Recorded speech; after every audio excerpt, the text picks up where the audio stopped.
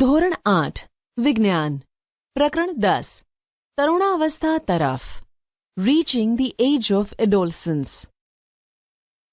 અગાઉના પ્રકરણમાં તમે અભ્યાસ કર્યો કે પ્રાણીઓ કેવી રીતે પ્રજનન કરે છે. મનુષ્ય તેમજ ઘણા બધા અન્ય પ્રાણીઓ એક નિશ્ચિત આયુષ્ય સુધી પહોંચ્યા પછી જ પ્રજનન કરે છે. મનુષ્ય એક નિશ્ચિત આયુષ્ય પછી જ કેમ પ્રજનન કરી શકે છે? આ પ્રકરણમાં તમે માનવ શરીરમાં થતા એવા પરિવર્તનોનો અભ્યાસ કરશો કે જેના પછી તે પ્રજનન માટે સક્ષમ બને છે. પ્રકરણ 9માં તમે મનુષ્યના પ્રજનન અંગો વિશે અભ્યાસ કરી ચૂક્યા છો. આ પ્રકરણમાં આપણે એવા અંતઃસ્ત્રાવો વિશે ચર્ચા કરીશું જે બાળકમાં થનારા પરિવર્તનોમાં મહત્વની ભૂમિકા ભજવે છે, જેના કારણે બાળકનો વિકાસ થઈ તે પુખ્ત બની જાય છે. તરુણાવસ્થા તેમજ યૌવનારંભ, અડોલસન્સ એન્ડ પ્યુબર્ટી. બુજો તેનો 12મો જન્મદિવસ ઉજવી રહ્યો હતો. મિત્રોના ગયા બાદ બુજોને પહેલી પોતાના માતા પિતાની સાથે વાતો કરવા લાગ્યા. પહેલી એક કન્યા વિદ્યાલયમાં અભ્યાસ કરે છે. તે હસવા લાગી. તેણે ટિપ્પણી કરી કે બુજોના કેટલાક મિત્રો જેઓને 1 વર્ષ બાદ મળી હતી તેઓની ઊંચાઈ એકાએક વધી ગઈ હતી. તેમાંથી કેટલાકને તો મૂછો ઉગવાથી કાર્ટૂન જેવા દેખાતા હતા. તેની માતાએ તેને સમજાવ્યું કે છોકરાઓ મોટા થઈ ગયા છે. જન્મના સમયથી જ વૃદ્ધિ ચાલુ થઈ જાય છે, પરંતુ 10 કે 11 વર્ષના આયુષ્ય પછી વૃદ્ધિમાં એકાએક ઝડપ આવી જાય છે. વૃદ્ધિ દેખાવા લાગે છે. શરીરમાં થનારા પરિવર્તન વૃદ્ધિ પ્રક્રિયાનો એક ભાગ છે. તે એ બાબતનો સંકેત છે કે તમે હવે બાળક નથી રહ્યા, પરંતુ તમે પુખ્ત અવસ્થામાં પ્રવેશવા તરફ જઈ રહ્યા છો. શરીરમાં જોવા મળતા આ પરિવર્તનની સમયમર્યાદા ક્યાં સુધીની હોય છે?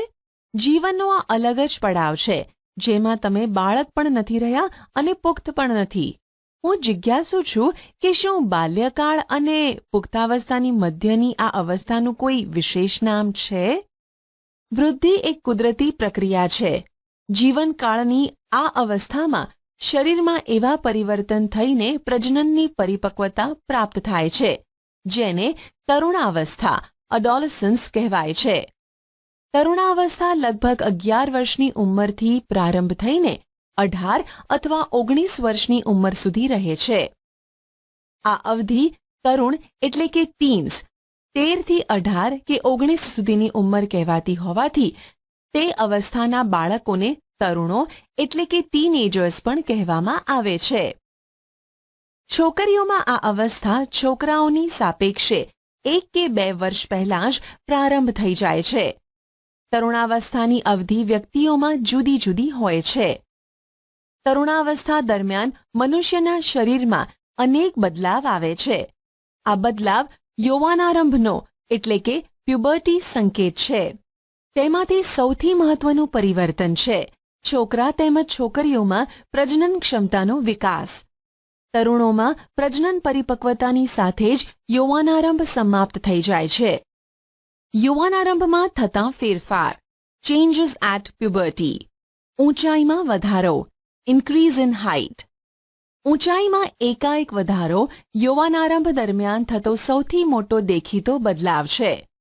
આ સમયે શરીરના લાંબા હાડકાઓ તેમજ હાથ અને પગના હાડકાઓની લંબાઈમાં વધારો થાય છે, જે વ્યક્તિને ઊંચો બનાવે છે.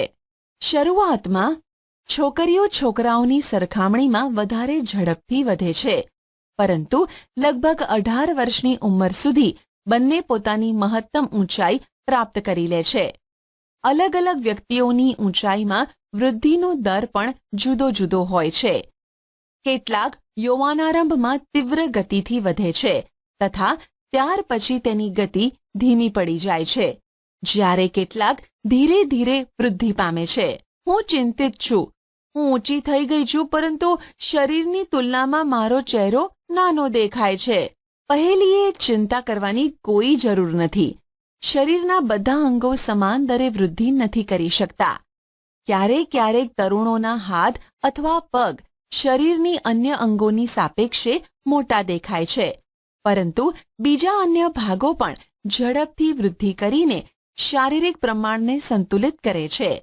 પરિણામે શરીર સુડોળ થઈ જાય છે. તમે નોંધ્યું હશે કે કોઈ વ્યક્તિની ઊંચાઈ તેના પરિવારના કોઈને કોઈક સભ્યો સાથે લગભગ સમાન હોય છે. તેનું કારણ એ છે કે ઊંચાઈ માતા પિતા દ્વારા પ્રાપ્ત જનીન પર આધાર રાખે છે. પરંતુ વૃદ્ધિના આ વર્ષોમાં ઉચિત પ્રકારનો સંતુલિત આહાર આવશ્યક છે. તે હાડકાઓ, સ્નાયુઓ તેમજ શરીરના અન્ય ભાગોને યોગ્ય રીતે વૃદ્ધિ કરવા માટે પર્યાપ્ત પોષણ પૂરું પાડવામાં મદદ કરે છે. તમે તરુણની પોષણ આવશ્યકતાઓના વિષયમાં આ પ્રકરણમાં આગળ અભ્યાસ કરશો. પ્રવૃત્તિ 10.1 નીચે આપેલા ચાર્ટમાં છોકરા અને છોકરીઓની ઉંમરની સાથે ઊંચાઈમાં થતા વધારાની ટકાવારીને દર્શાવવામાં આવેલ છે. કોલમ 2 અને કોલમ 3માં વ્યક્તિની ઊંચાઈને ટકાવારીમાં દર્શાવવામાં આવેલ છે, જે કોઈ નિશ્ચિત ઉંમરે પહોંચવાથી પ્રાપ્ત થાય છે. ઉંમરને કોલમ 1માં દર્શાવવામાં આવેલ છે. ઉદાહરણ સ્વરૂપે 11 વર્ષની ઉંમરે એક છોકરો તેની પૂર્ણ ઊંચાઈના 81% ઊંચાઈ પ્રાપ્ત કરી લે છે, જ્યારે એક છોકરી તેની પૂર્ણ ઊંચાઈના 88% ઊંચાઈ પ્રાપ્ત કરે છે. આપેલા આંકડા માત્ર નમૂનારૂપ છે, જે જુદી વ્યક્તિઓમાં જુદા પણ હોઈ શકે છે. તમારા મિત્રો માટે કોષ્ટકનો ઉપયોગ કરો અને તેની પૂર્ણ ઊંચાઈનું અનુમાન લગાવો અને તપાસ કરો કે તમારા વર્ગમાં કોણ સૌથી વધુ ઊંચું અને કોણ સૌથી વામન એટલે કે નીચું છે. પૂર્ણ ઊંચાઈ માટેની ગણતરી સેન્ટીમીટરમાં.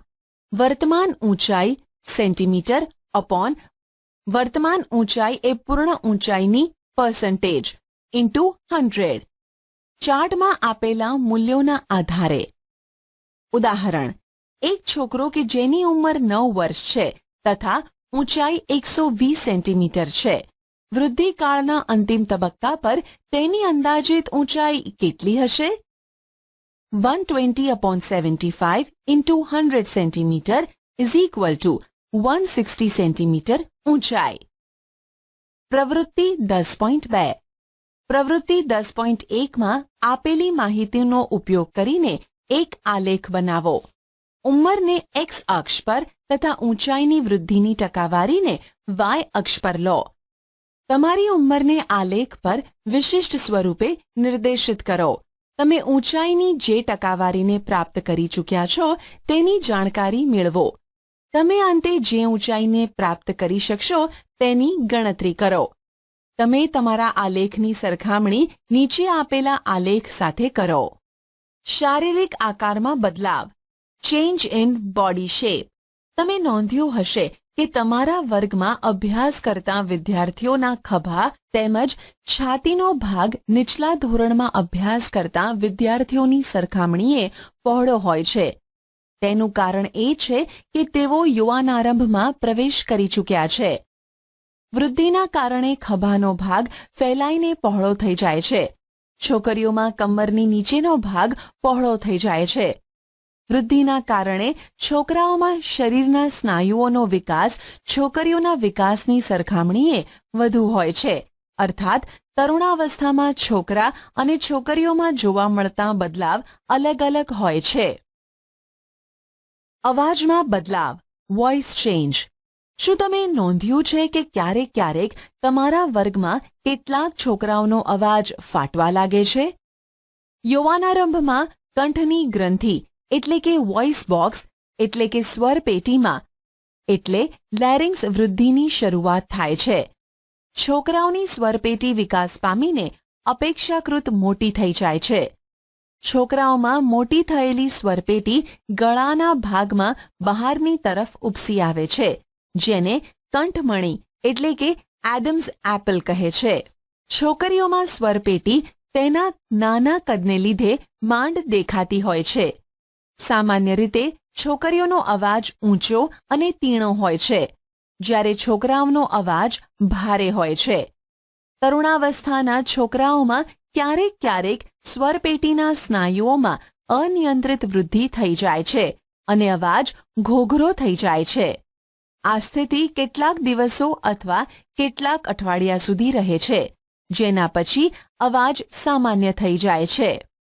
મારા અનેક સહપાઠીઓનો અવાજ ઘોઘરો છે. હવે હું જાણી ચૂક્યો છું કે આવો અવાજ કેમ હોય છે. પ્રસ્વેદ અને તૈલી ગ્રંથિઓની ક્રિયાશીલતામાં વધારો. Increased activity of sweat and sebaceous glands. પ્રસ્વેદ અને તૈલી ગ્રંથિઓનો સ્ત્રાવ તરુણાવસ્થામાં વધી જાય છે. આ ગ્રંથિઓની વધારે પડતી ક્રિયાશીલતાને કારણે કેટલીક વ્યક્તિઓના ચહેરા પર ફોડલીઓ અને ખીલ વગેરે થઈ જાય છે. પ્રસ્વેદ ગ્રંથિઓ, તૈલ ગ્રંથિઓ તથા લાળ ગ્રંથિઓ જેવી કેટલીક ગ્રંથિઓ પોતાનો સ્ત્રાવ વાહિનીઓ દ્વારા કરે છે.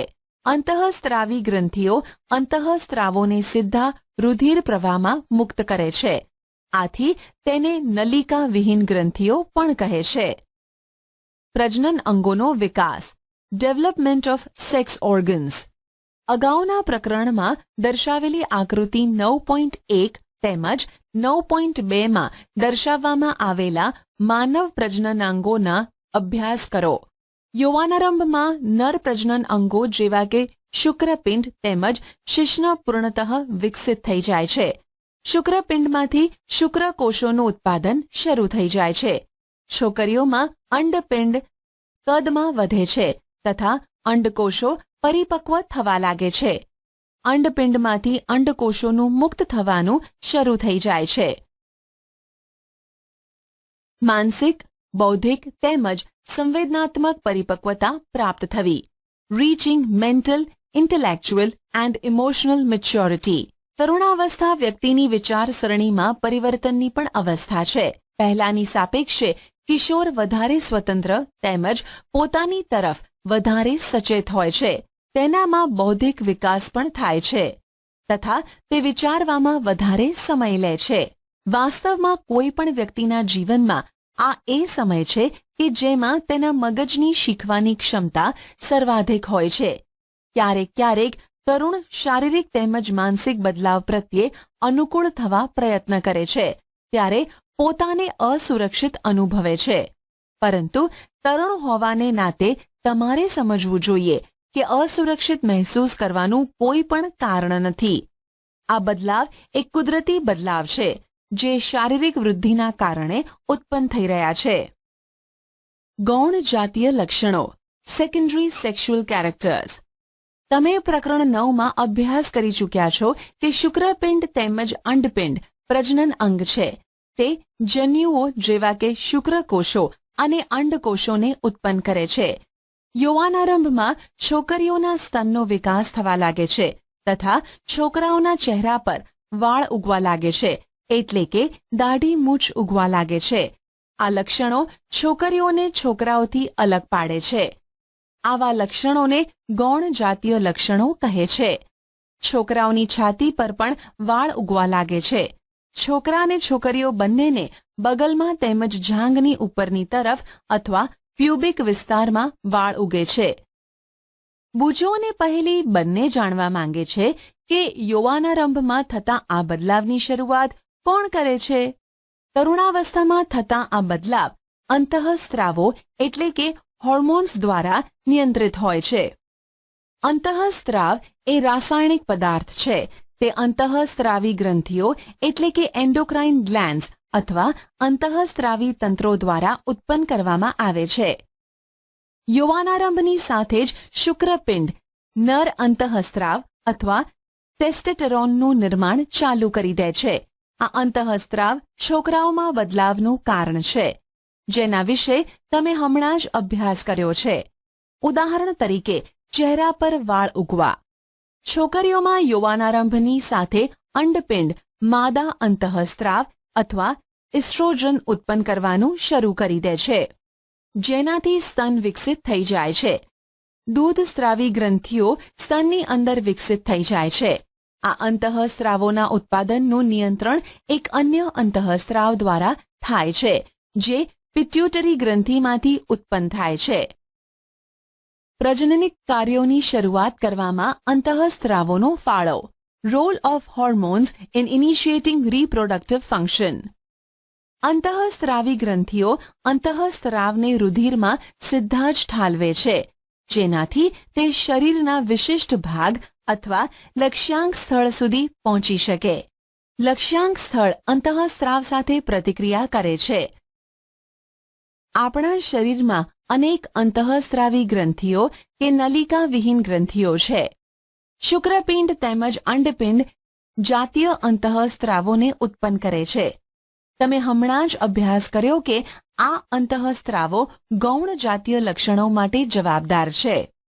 જાતીય અંતઃસ્ત્રાવો પણ પિટ્યુટરી ગ્રંથિ દ્વારા સ્ત્રાવિત અંતઃસ્ત્રાવના નિયંત્રણમાં હોય છે.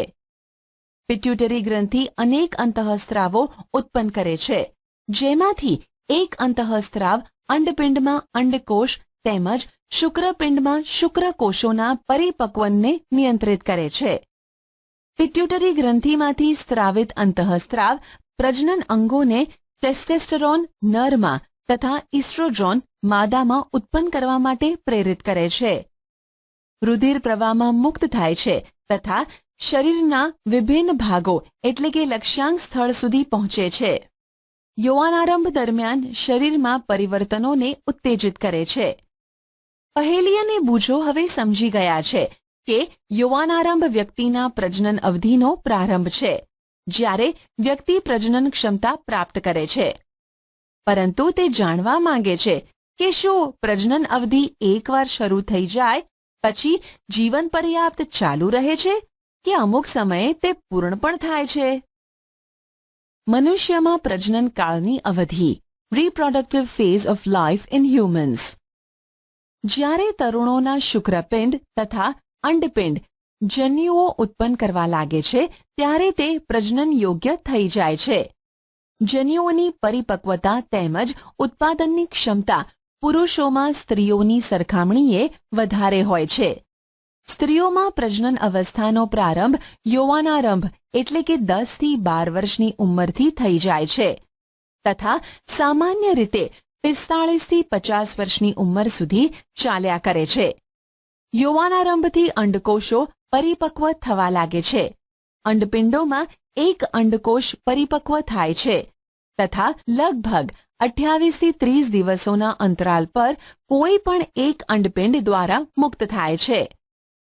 આ સમયમાં ગર્ભાશયની દિવાલ જાડી થઈ જાય છે, જેનાથી તે અંડકોષના મુક્ત થયા બાદ યુગ્મનજને ગ્રહણ કરી શકે, જેના ફળ સ્વરૂપે ગર્ભધારણ થાય છે. જો અંડકોષનું ફલન ના થાય તો તેવી સ્થિતિમાં અંડકોષ તથા ગર્ભાશયનું મોટું સ્તર તેમજ તેની રુધિર વાહિનીઓ સાથે તૂટવા લાગે છે. તેનાથી સ્ત્રીઓમાં રક્તસ્રાવ થાય છે, જેને ઋતુસ્રાવ અથવા રજોસ્રાવ એટલે કે મેન્સ્યુરેશન કહે છે. ઋતુસ્રાવ લગભગ 28 થી 30 દિવસોમાં એકવાર થાય છે. પહેલો ઋતુસ્રાવ યૌવનારંભની શરૂઆતમાં થાય છે, જેને રજોદર્શન એટલે કે મેનાર્ક કહે છે. લગભગ 45 થી 50 વર્ષની ઉંમરે ઋતુસ્રાવ થવાનું બંધ થઈ જાય છે. ઋતુસ્રાવ બંધ થઈ જવાની ક્રિયાને રજોનિવૃત્તિ એટલે કે મેનોપોઝ કહે છે. પ્રારંભમાં ઋતુસ્રાવ ચક્ર અનિયમિત હોઈ શકે છે તથા તેને નિયમિત થવામાં કેટલોક સમય લાગે છે. પહેલી કહે છે કે સ્ત્રીમાં પ્રજનનકાળની અવધિ રજોદર્શનની રજોનિવૃત્તિ સુધીની હોય છે. શું તે સાચું કહે છે? ઋતુસ્રાવ ચક્રનું નિયંત્રણ અંતઃસ્ત્રાવો દ્વારા થાય છે. આ ચક્રમાં અંડકોષનું પરિપક્વ થવું, તેનું મુક્ત થવું એટલે કે અંડપાત, ગર્ભાશયની દિવાલનું જાડું થવું તેમજ ફલન ન થવું જેવી સ્થિતિમાં તેનું તૂટવું વગેરે તેમાં સામેલ છે. જો અંડકોષનું ફલન થઈ જાય છે તો તે વિભાજન કરે છે તથા ગર્ભાશયમાં વિકાસ થવા માટે સ્થાપિત થાય છે, જેનો તમે અગાઉના પ્રકરણ 9માં અભ્યાસ કર્યો છે. સંતતિનું લિંગ નિશ્ચયન કેવી રીતે થાય છે? How is the sex of the baby determined? મેં મારી મમ્મી અને મારી કાકીને વાત કરતા સાંભળ્યા છે કે મારી પિતરાઈ બહેનને બાળક આવવાનું છે. તે છોકરાને જન્મ આપશે કે છોકરીને જન્મ આપશે તેની ચર્ચા તેઓ કરતા હતા. મને એ જાણવાની ઉત્સુકતા છે કે એ નક્કી કેવી રીતે થાય છે કે ફલિત અંડકોશ છોકરા તરીકે વિકસિત થશે કે છોકરી તરીકે? છોકરો કે છોકરી, બોય ઓર ગર્લ? ફલિત અંડકોશ અથવા યુગ્મનજમાં જ જન્મ લેનાર બાળકના લિંગ નિશ્ચયન માટેનો સંદેશ હોય છે. આ સંદેશ ફલિત અંડકોશમાં દોરી જેવી સંરચના અથવા રંગસૂત્રો એટલે કે ક્રોમોઝોમ્સમાં હાજર હોય છે.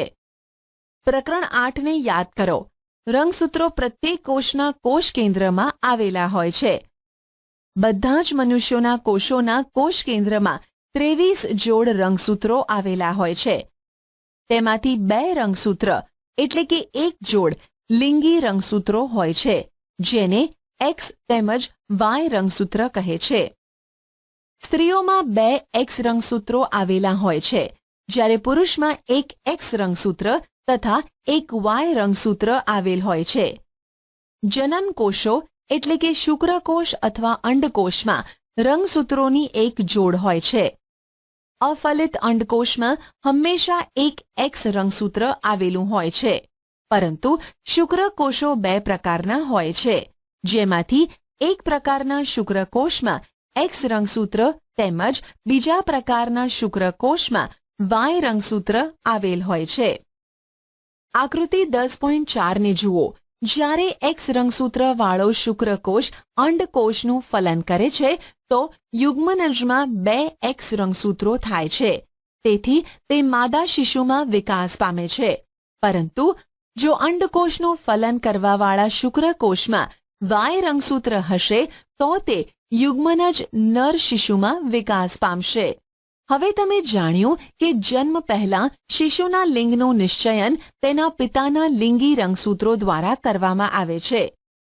એ ધારણા હતી કે બાળકનું લિંગ તેની માતા દ્વારા નક્કી કરવામાં આવે છે તે સંપૂર્ણપણે ખોટી છે અને આ માટે તેને દોષિત માનવી અયોગ્ય છે. લિંગી અંતઃસ્ત્રાવો સિવાય અન્ય અંતઃસ્ત્રાવો. Hormones other than sex hormones.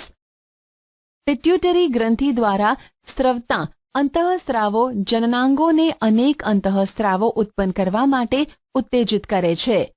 તમે અભ્યાસ કરી ચૂક્યા છો કે પિટ્યુટરી ગ્રંથિ એક અંતઃસ્ત્રાવી ગ્રંથિ છે જે મગજ સાથે જોડાયેલ છે. પિટ્યુટરી ગ્રંથિ શુક્રપિંડ તેમજ અંડપિંડ સિવાય આપણા શરીરમાં થાઇરોઇડ, સ્વાદુપિંડ તેમજ એડ્રિનલ એટલે કે અધિવૃક્ક જેવી કેટલીક અન્ય અંતઃસ્ત્રાવી ગ્રંથિઓ પણ છે. બુજોને પહેલીને યાદ છે જ્યારે તે તેની માસીને ઘરે ગયા હતા જે ડોક્ટર હતા, ત્યારે તેમણે ત્યાં કાકા નામના છોકરાને જોયો હતો જેનું ગળું વધારે પડતું ફૂલેલું હતું. તેમની માસીએ તેમને જણાવ્યું કે કાકા ગોઈટર નામના રોગથી પીડાતો હતો, જે થાઇરોઇડ ગ્રંથિ એટલે કે થાઇરોઇડ ગ્લેન્ડનો રોગ છે. કાકાની થાઇરોઇડ ગ્રંથિ થાઇરોક્સિન અંતઃસ્ત્રાવ ઉત્પન્ન કરતી ન હતી.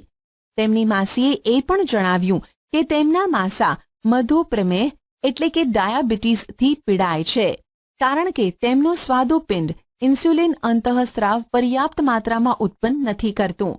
બુજો તેમજ પહેલીએ તેમના દવાખાનામાં લટકાવેલા ચાર્ટમાં દર્શાવવામાં આવેલ એડ્રિનલ ગ્રંથિ વિશે પૂછ્યું. તેમની માસીએ તેમને જણાવ્યું કે એડ્રિનલ ગ્રંથિ એવા અંતઃસ્ત્રાવને ઉત્પન્ન કરે છે જે રુધિરમાં ક્ષારની માત્રાને સંતુલનમાં રાખે છે.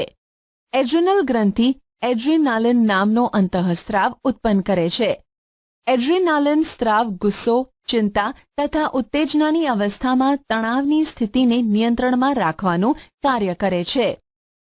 થાઇરોઇડ તેમજ એડ્રિનલ ગ્રંથિ પિટ્યુટરી ગ્રંથિ દ્વારા સ્ત્રવિત અંતઃસ્ત્રાવોના માધ્યમ દ્વારા મળતા આદેશ અનુસાર જ પોતાના અંતઃસ્ત્રાવોને મુક્ત કરે છે.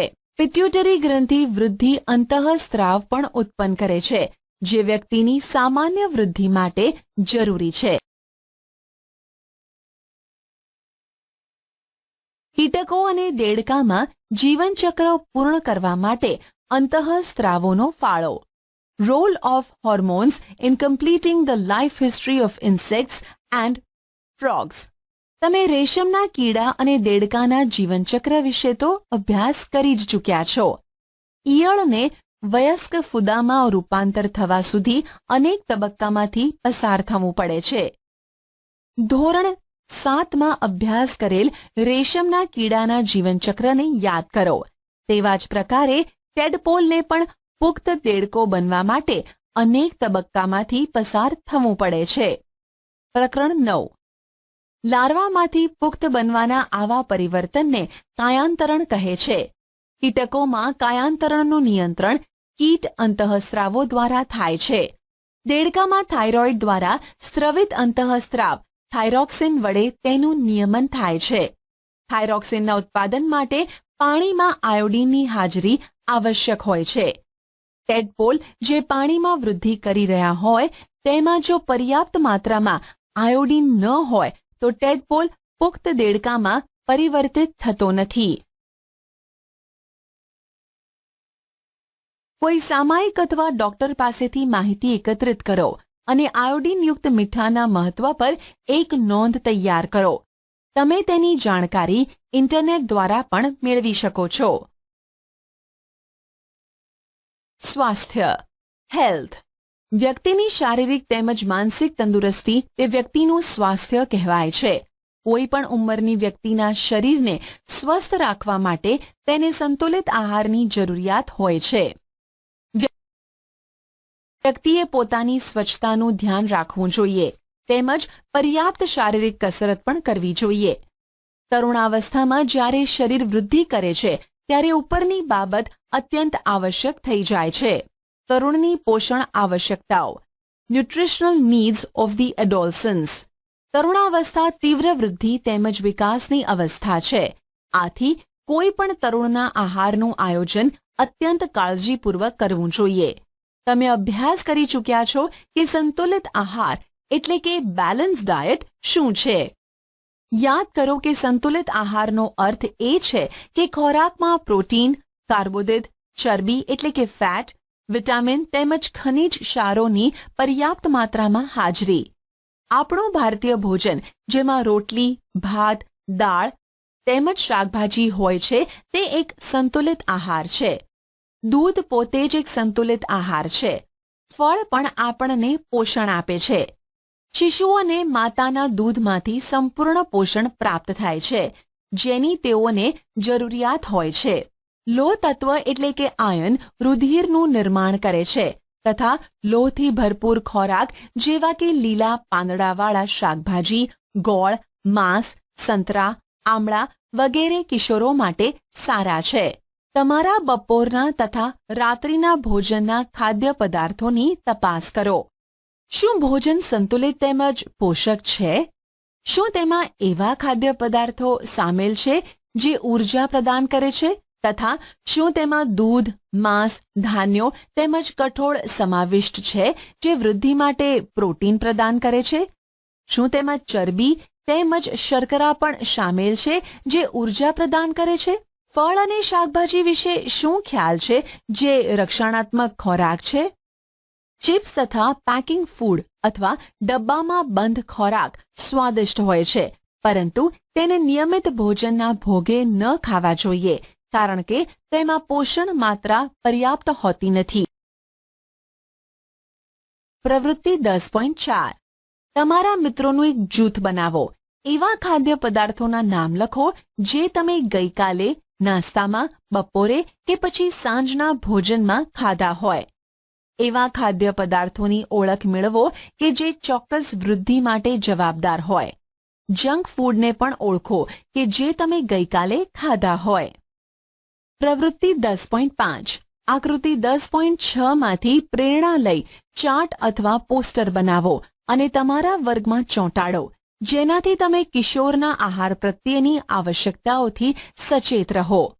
તેના માટે તમે તમારી રચનાત્મક શક્તિનો ઉપયોગ કરી તેને વિજ્ઞાપન સ્વરૂપે પણ પ્રદર્શિત કરી શકો છો. તમે આ વિષય પર સ્પર્ધાનું પણ આયોજન કરી શકો છો. વ્યક્તિગત સ્વચ્છતા પર્સનલ હાઇજીન. પ્રત્યેક વ્યક્તિએ દરરોજ સ્નાન કરવું જોઈએ. કિશોરો માટે આ અત્યંત જરૂરી છે કારણ કે પ્રસ્વેદ ગ્રંથિઓની વધુ પડતી સક્રિયતાથી શરીરમાં દુર્ગંધ ઉત્પન્ન થાય છે. શરીરના બધા જ ભાગોને સ્નાન કરતી વખતે સારી રીતે સાફ કરવા જોઈએ. જો સફાઈ ન રાખવામાં આવે તો બેક્ટેરિયલ સંક્રમણ એટલે કે ચેપ થવાનો ખતરો રહે છે. છોકરીઓએ ઋતુસ્રાવ દરમિયાન સફાઈનું વિશેષ ધ્યાન રાખવું જોઈએ. તેઓએ પોતાના ઋતુચક્રનું ધ્યાન રાખીને તેની માટે તૈયાર રહેવું જોઈએ. શારીરિક વ્યાયામ, ફિઝિકલ એક્સરસાઇઝ. ખુલ્લી હવા એટલે કે તાજી હવામાં ફરવું તથા રમવું શરીરને ચુસ્ત તેમજ સ્વસ્થ રાખે છે. બધા જ તરુણ છોકરાઓ તેમજ છોકરીઓએ બહાર ફરવું, વ્યાયામ કરવો તથા રમવું જોઈએ. પૌરાણિક તેમજ ખોટી માન્યતાઓ. પ્રકરણ 9 તથા આ પ્રકરણમાં તમે મનુષ્યના પ્રજનન સંબંધિત વૈજ્ઞાનિક તથ્ય તેમજ સિદ્ધાંતના વિષયમાં અભ્યાસ કર્યો. એવી ઘણી બધી ખોટી માન્યતાઓ, અવધારણાઓ પ્રચલિત છે જેને જાણ્યા પછી તરુણ હોવાના નાતે તમારે તેને છોડવી જોઈએ. ઉદાહરણ તરીકે કિશોરોના શારીરિક પરિવર્તન સંબંધિત અનુભવોથી લઈને અનેક પૌરાણિક તેમજ ખોટી માન્યતાઓ છે. તેમાંથી કેટલીક નીચે આપવામાં આવેલ છે. હવે તમે આના સંબંધિત તર્ક ઉત્પન્ન કરી શકો છો કે આ પૌરાણિક અથવા ખોટી માન્યતા છે જેનો કોઈ આધાર નથી. 1. ઋતુસ્રાવના સમયે જો કોઈ છોકરી કોઈ છોકરાને જુએ તો તે ગર્ભવતી બની જાય છે. 2. સંતાનની જાતિ માટે માતા જવાબદાર છે. 3. ઋતુસ્રાવની અવસ્થામાં છોકરીનું રસોડામાં કામ કરવું નિષેધ છે. તમને આવા અનેક વાક્યો તથા પૌરાણિક તથ્યો જોવા મળશે જેનો કોઈ આધાર નથી. તેને દૂર કરો અથવા છોડી દો. પ્રવૃત્તિ 10.6. તમારા વર્ગમાં એવા વિદ્યાર્થીઓના આંકડા એકત્રિત કરો કે જે નિયમિત વ્યાયામ એટલે કે કસરત કરે છે તથા એવા વિદ્યાર્થીઓના પણ આંકડા એકત્રિત કરો કે જે કસરત કરતા નથી. શું તમને તેમની ચુસ્તી તથા સ્વાસ્થ્યમાં કોઈ ફરક જોવા મળે છે? નિયમિત કસરતના લાભ પર એક અહેવાલ તૈયાર કરો. નશાકારક પદાર્થોને ના કહો. સે નો ટુ ડ્રગ્સ. તરુણાવસ્થા વ્યક્તિના શારીરિક તેમજ માનસિક સક્રિયતાનો સમય છે જે વૃદ્ધિનો એક સામાન્ય ભાગ છે. તેથી મૂંઝવણ કે અસુરક્ષિતતાનો અનુભવ ન કરો. જ્યાં સુધી કોઈ દવા ડોક્ટર દ્વારા આપવામાં આવેલી ન હોય ત્યાં સુધી કોઈ પણ વ્યક્તિ એવું કહે કે આ ડ્રગ્સ એટલે કે નશાકારક દવાના સેવનથી સારું લાગશે કે તણાવ મુક્ત અનુભવશો તો પણ તે દવા ન લેવી જોઈએ.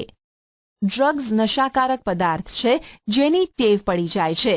જો તમે તેનું સેવન એકવાર કરો છો તો તમને સતત લેવાની ઈચ્છા થાય છે, પરંતુ આગળ જતા તે હાનિકારક છે જે સ્વાસ્થ્ય તેમજ ખુશી બંનેને બરબાદ કરી દે છે.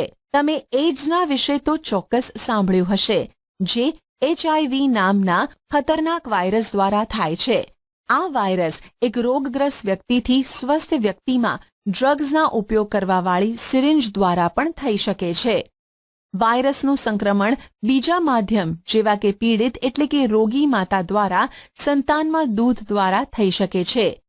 HIVથી પીડાતા વ્યક્તિની સાથે જાતીય સંપર્ક બનાવવાથી પણ આ રોગ ફેલાઈ શકે છે. તરુણી દ્વારા ગર્ભધારણ, અડોલસન્ટ પ્રેગ્નન્સી. તમે ચોક્કસપણે જાણતા હશો કે આપણા દેશમાં છોકરીઓ માટે લગ્નની ઉંમર 18 વર્ષ અને છોકરાઓ માટે 21 વર્ષની છે. તેનું કારણ એ છે કે તરુણાવસ્થામાં છોકરીઓ શારીરિક તેમજ માનસિક રૂપે માતૃત્વ માટે તૈયાર હોતી નથી. બાળ લગ્ન એટલે કે નાની ઉંમરમાં લગ્ન તથા માતૃત્વથી માતા તેમજ સંતાન બંનેને સ્વાસ્થ્ય સંબંધિત સમસ્યાઓ ઉત્પન્ન થઈ શકે છે. તેનાથી યુવા સ્ત્રીઓમાં વ્યવસાય ક્ષેત્રમાં પણ ઘટાડો થાય છે કારણ કે માતૃત્વની જવાબદારી ઉઠાવવા માટે સક્ષમ હોતી નથી. આથી તે માનસિક તકલીફોથી ઘેરાયેલી રહે છે. પારિભાષિક શબ્દો: કંઠમણી, એડમ્સ એપલ, તરુણાવસ્થા. તમે શું શીખ્યા? યૌવનારંભ થવાની સાથે વ્યક્તિ પ્રજનન માટે સક્ષમ થઈ જાય છે. 11 વર્ષની ઉંમરથી 19 વર્ષની ઉંમર તરુણાવસ્થા કહેવાય છે. યૌવનારંભની શરૂઆત થવાથી પ્રજનન અંગોની વૃદ્ધિ થાય છે તથા શરીરના વિભિન્ન સ્થાનો પર વાળ ઉગવા લાગે છે. છોકરીઓમાં સ્તન વિકસિત થાય છે તથા છોકરાઓમાં ચહેરા પર દાઢી મૂછ આવી જાય છે. તરુણાવસ્થામાં સ્વરપેટીની વૃદ્ધિ થવાને કારણે છોકરાઓનો અવાજ ઘોઘરો થવા લાગે છે. તરુણાવસ્થામાં ઊંચાઈમાં વધારો થાય છે. યુવાનારંભ તેમજ પ્રજનન અંગોનું પરિપક્વ થવું અંતઃસ્ત્રાવો દ્વારા નિયંત્રિત હોય છે. અંતઃસ્ત્રાવો અંતઃસ્ત્રાવી ગ્રંથિઓ દ્વારા સ્ત્રાવિત પદાર્થ છે જે સીધા રુધિરમાં ઠલવાય છે. પિટ્યુટરી ગ્રંથિ અંતઃસ્ત્રાવ સ્ત્રાવિત કરે છે, જેને વૃદ્ધિ અંતઃસ્ત્રાવ તથા અન્ય ગ્રંથિઓ જેવી કે શુક્રપિંડ, અંડપિંડ, થાઇરોઇડ તથા એડ્રિનલ ગ્રંથિના અંતઃ